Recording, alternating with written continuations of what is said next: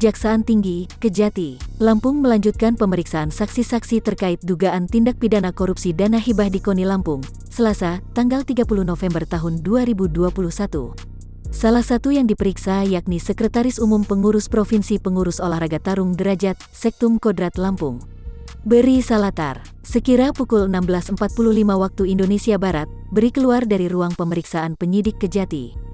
Beri mengaku dirinya mulai menghadiri pemeriksaan dari pukul 10 waktu Indonesia Barat.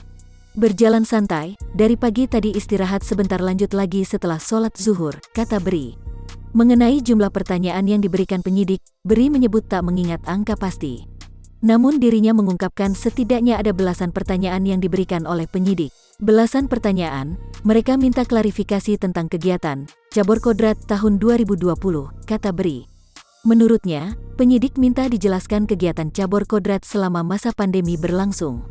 Beri menjelaskan selama pandemi, para atlet tetap melakukan latihan meskipun secara mandiri. Advertisement baik selama COVID atlet tetap latihan, meski dana dari KONI tidak ada tapi kita masih ada dari Pemprov, kata Beri. Beri menyebut selain dirinya ada beberapa saksi dari perwakilan cabur lain yang hadir dalam pemeriksaan tersebut.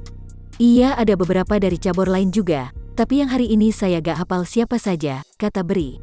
Sementara itu, Kasipenkum Kejati Lampung Imade Agus Putra Adiana membenarkan pemeriksaan saksi-saksi dalam penyelidikan dugaan korupsi dana hibah di KONI Lampung. Made menjelaskan, ada 4 cabang olahraga, cabur, yang dijadwalkan menjalani pemeriksaan penyidik.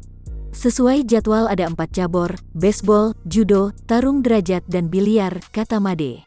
Namun Made belum dapat memastikan jumlah saksi yang hadir dalam pemeriksaan pada hari ini. Siapa saja yang hadir dan tidak hadir saya belum tahu, karena belum terima laporannya, kata Made. Made menambahkan, Kejati Lampung masih melakukan penyelidikan dugaan korupsi KONI Lampung.